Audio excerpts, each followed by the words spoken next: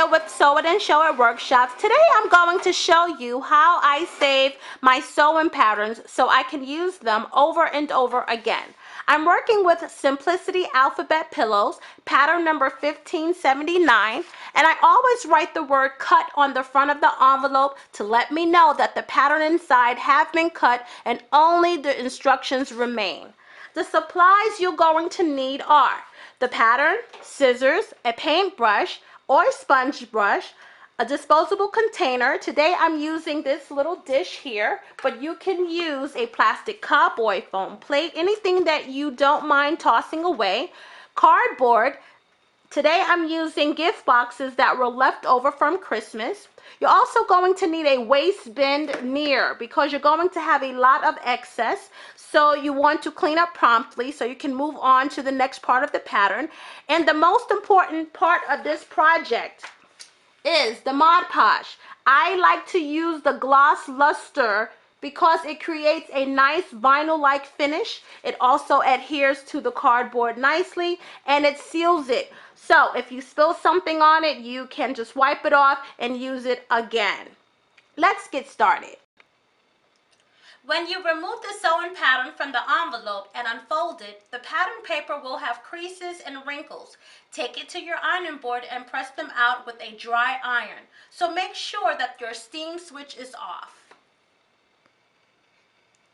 Some pattern pieces will have these little notches on it. Let me see if you can see that.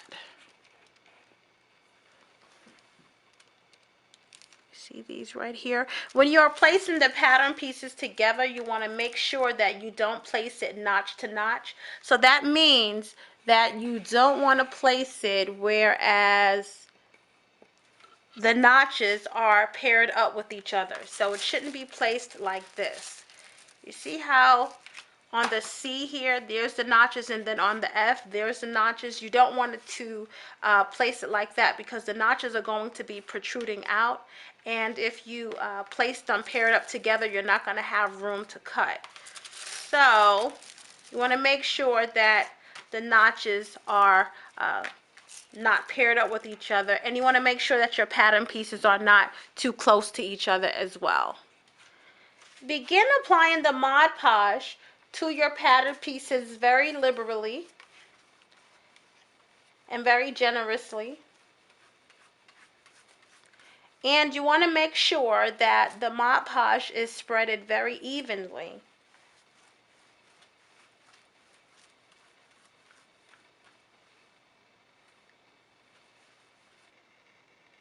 After you've applied the Mod Podge evenly on one of your pattern pieces, go to the next pattern piece. I generally like to do it one at a time, but you can do it in any form that you wish to do it in.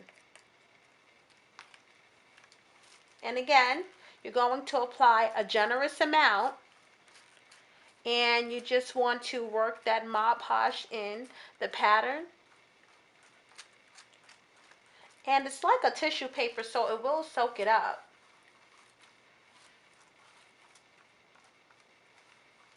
And if you get air bubbles, which you may, just push them out with your brush.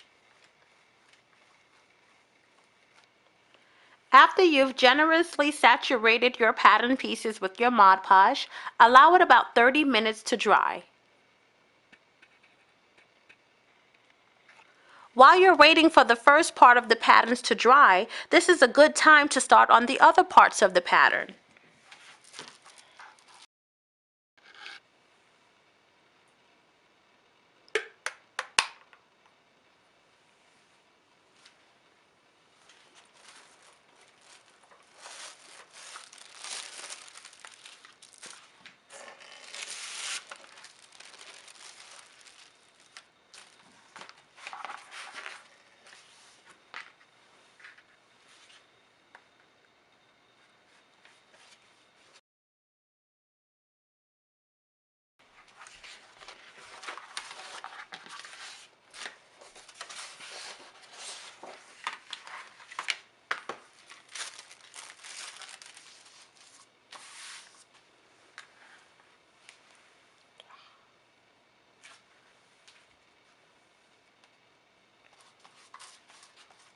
Okay, we're back to the letters and sewing patterns we began with. When the sewing pattern has dried, cut it out carefully. Start by cutting the pattern pieces out separately, then go back and cut neatly along the lines, but remember to cut out the notches.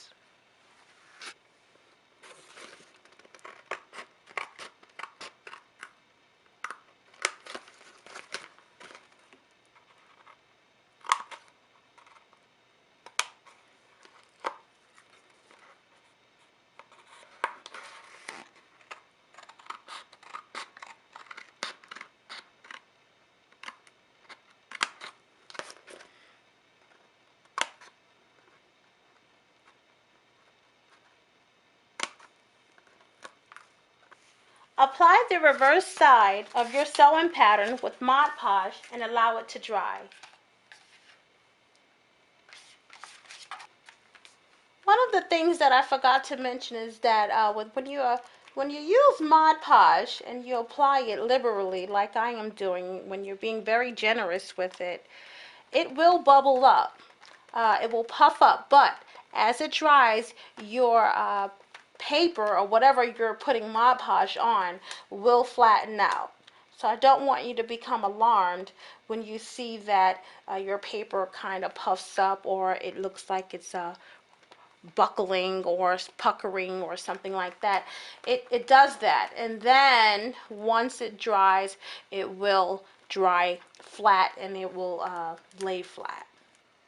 So far, I've gotten 15 letters done. These pattern pieces will be used over and over again. However, a pattern with 26 pieces takes a lot of patience to cut out and Mod Podge both sides. But is it worth it? Yes. Preserving your patterns will save you money and time. Well, that's all for today. Remember, a full list of supplies and other tutorials can be found at sewitandsshowit.com.